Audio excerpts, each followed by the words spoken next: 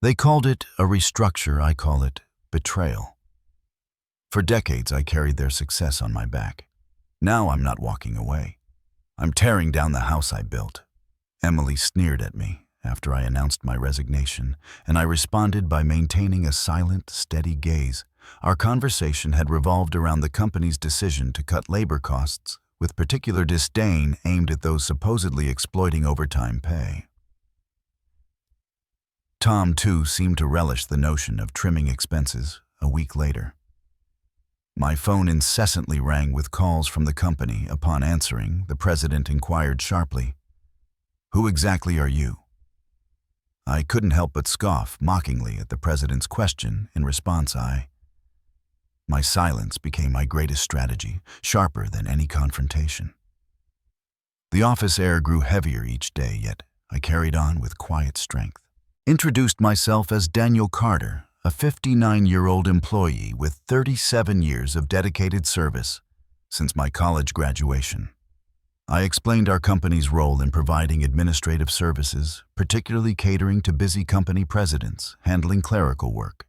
Specializing in tax-related matters, I proudly managed 45 clients, a responsibility that had grown overwhelming despite the assistance of a part-timer. Despite the challenges, I couldn't show any sign of weakness. Our clients were long-standing relationships, and as they celebrated, they never noticed I was the one holding the ground to get this. Behind every polite smile, I sensed the cracks forming, and their adversities fueled my determination today. As I sat in front of my computer, the relentless harassment from Tom and Emily weighed heavily on my mind. Tom, is 7 years my junior, and now the head of the tax department, had drastically changed his demeanor 3 months ago upon promotion.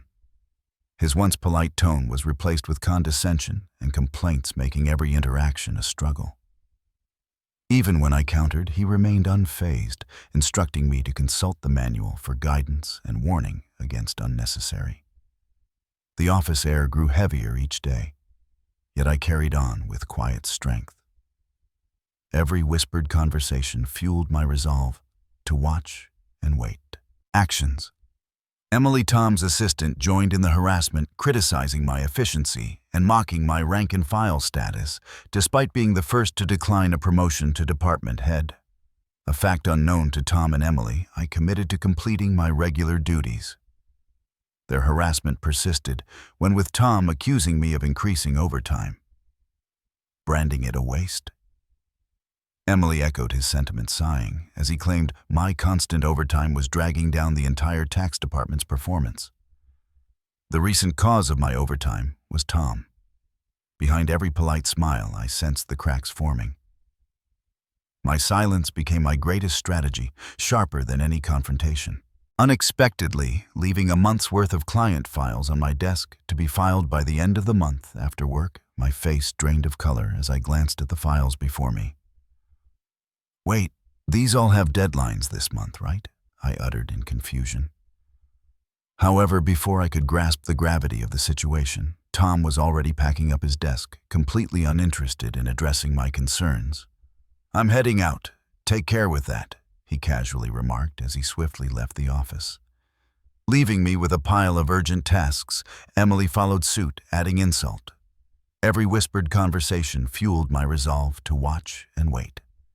And as they celebrated, they never noticed I was the one holding the ground to get this to injury. With a mocking laugh, the incredulity of the situation weighed on me, and I sighed heavily as I opened the client files scattered on my desk to my dismay. Some of the files were originally Emily's responsibility. The realization deepened my sigh. I understood why Tom had been subjecting me to relentless harassment. They wanted me to retire quickly. My extensive experience and deeper knowledge in taxation made me a preferred resource for other members of the tax department over Tom's unapproachable demeanor and unattractive. My silence became my greatest strategy, sharper than any confrontation. The office air grew heavier each day, yet I carried on with quiet strength. Appearance made everyone except Emily avoid him. It seemed Emily's proximity to him was strategic, driven by Tom's preference for younger female employees. The shallow nature of their thinking sent a chill down my spine. Emily's harassment was not just a personal vendetta. He aimed to curry favor with Tom, the one evaluating the tax department's performance. Despite these challenges, I had to manage the declarations alongside preparing tax declarations for my assigned companies. It seemed today's workload was far. And as they celebrated, they never noticed I was the one holding the ground to get this. Behind every polite smile, I sensed the cracks forming. However, claiming overtime would only invite complaints from Tom and Emily, leaving me resigned the prospect of unpaid extra hours. Then unexpectedly, I received a summons to the president's office our company had recently undergone. A change in leadership due to the former president's sudden illness. The new president, the former president's son, wasn't fully acquainted with our company. As I entered the office, I noticed Tom, and Emily with unpleasant smirks on their faces. In a tense atmosphere, the president dropped every whispered conversation fueled my resolve to watch and wait. Bombhell. Daniel will need you to resign by the end of this month. My mind spun as I asked for clarification. Tom and Emily had apparently accused me of overbilling for overtime, citing that. While others had around 15 hours, I had exceeded 80 hours. The president, oblivious to the true circumstances, seemed impressed with Tom and Emily's zero overtime. The reality of the situation hit me.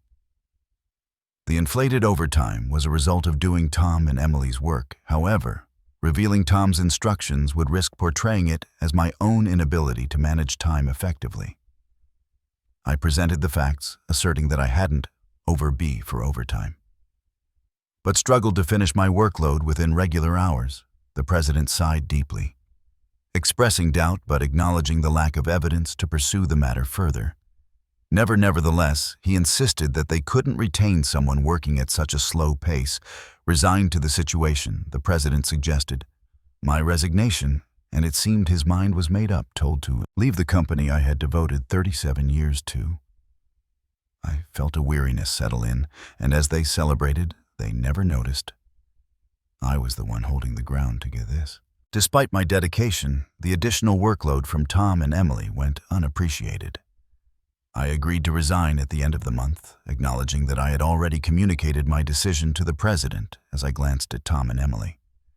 Their vulgar smiles reflected satisfaction leaving the president's office. Emily taunted me with a sarcastic thanks for quitting his sneer cutting through. I responded with a silent stare, facing similar disdain from Tom, who shared his approval of cutting labor costs and labeled me as someone exploiting overtime pay. Observing their cheerful conversation, I pondered the handover process.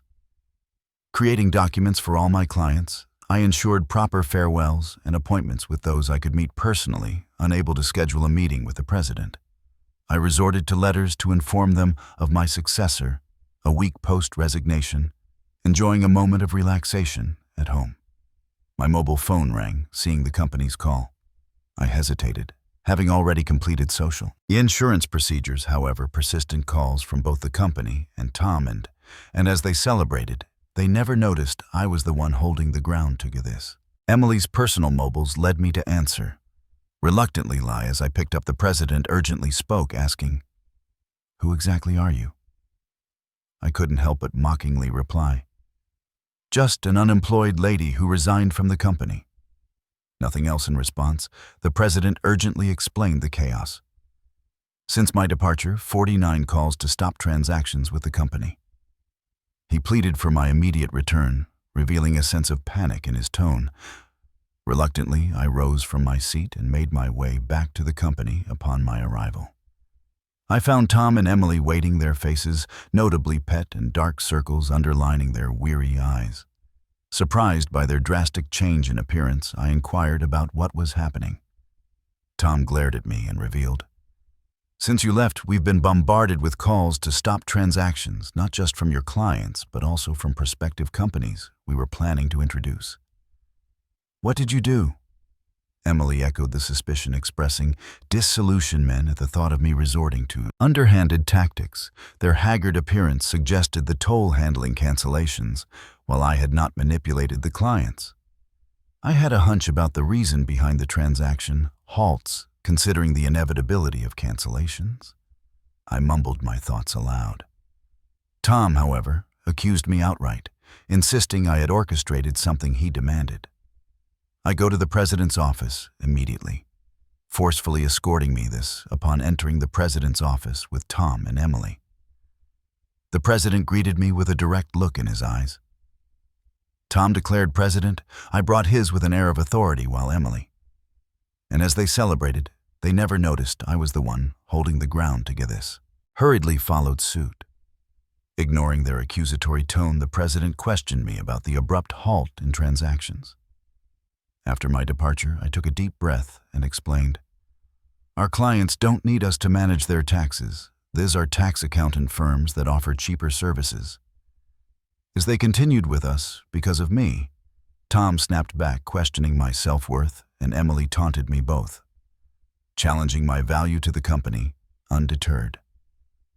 I elaborated on my unique approach, offering tailored tax-saving strategies that resonated with our clients. Tom dismissed it as inefficient, arguing that their manual-based operations were more practical. The president sighed deeply, recognizing the fundamental difference in our approaches. In a serious tone, he said, actually signaling a crucial revelation or decision to follow. I received a surprising call from my faith as the former president. It turns out that some clients who had stopped transactions went directly to Dad to negotiate on my behalf. I hadn't anticipated clients going to such lengths for me. Dad emphasized that the tax, and as they celebrated, they never noticed I was the one holding the ground together. Department thrived because of my contributions. Not only did I manage my clients efficiently, but I also supported my colleagues. Clients possessing knowledge that even Tom couldn't match. Dad disclosed that if I hadn't declined the promotion, I would have held a higher position than a department head by now. The current president expressed regret with a pained expression. Emily appeared shocked, probably grappling with the idea that I could have been his superior. The president apologized for making me resign initially and asked if I would consider revoking my resignation according to Dad. I was indispensable to the company, while I appreciated the change in the president's perspective. I hesitated to accept. Tom interrupted our conversation, visibly upset, and protested the president's decision, questioning why I was chosen over him. Emily echoed his sentiments, praising Tom's leadership and expressing disbelief at the preference for me. The president then sternly addressed them, revealing that, since my resignation, numerous complaints had been received from the tax department. Behind every polite smile, I sensed the cracks forming, suggesting they had been shifting their workload onto others. Tom's face turned pale as the president exposed the fact that he had been pushing the preparation of client declaration forms onto subordinates, including Emily's work for multiple clients. The president pointed out the irony, considering Tom had accused me of being a salary thief.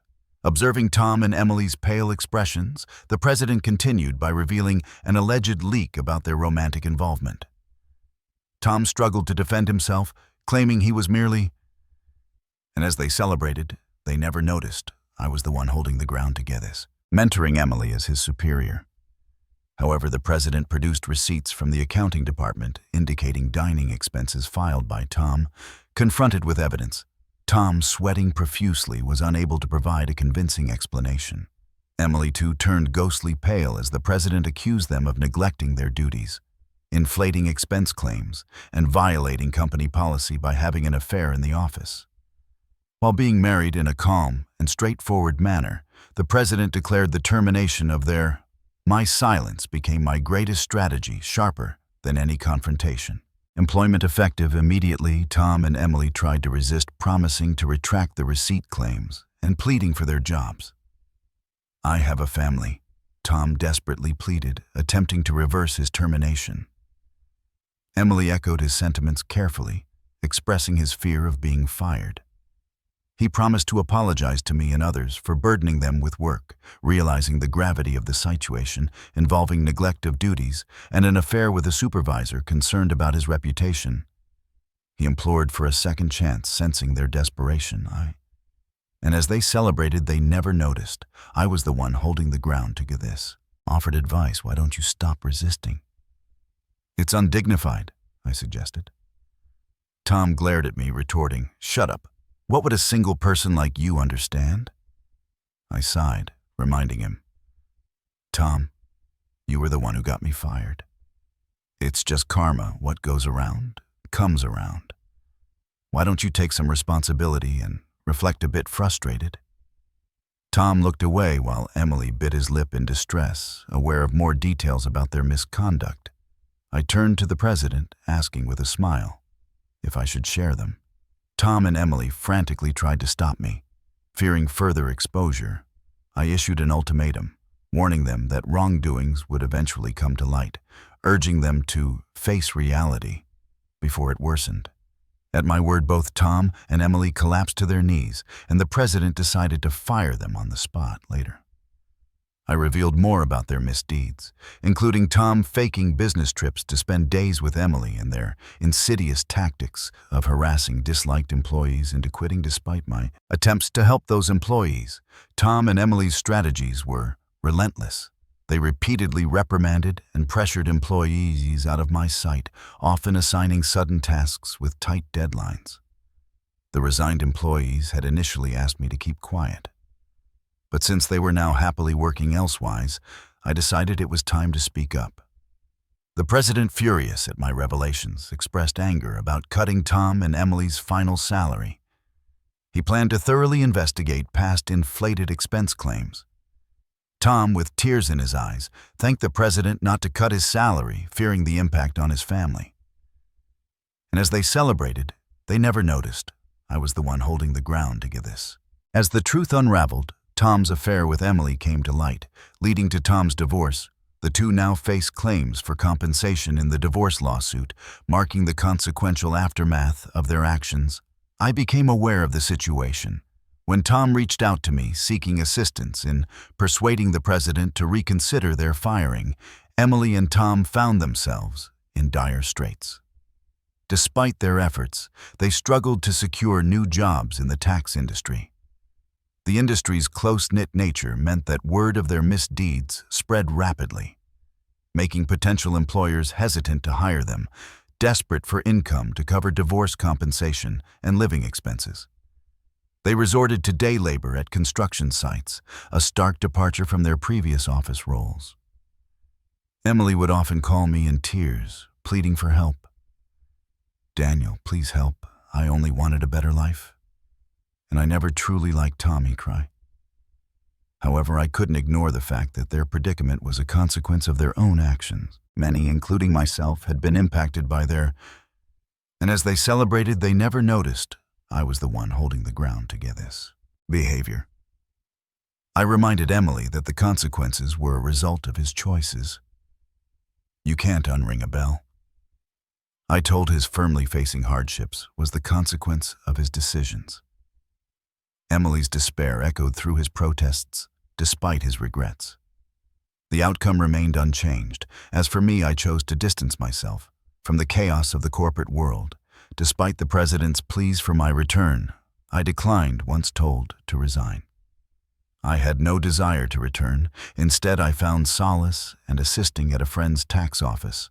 Supplementing my income and enjoying a more relaxed lifestyle in the future, I entertained the idea of starting my own office, where I could serve my clients without the constraints of corporate bureaucracy in my own space. I could fully dedicate myself to my clients' needs as a tax accountant. I aspired to be on equal footing with my clients, providing service without superiority. This marked the beginning of a new chapter in my life, one filled with excitement and opportunities to pursue what truly mattered to me. My second life had just begun, and I eagerly anticipated the journey ahead.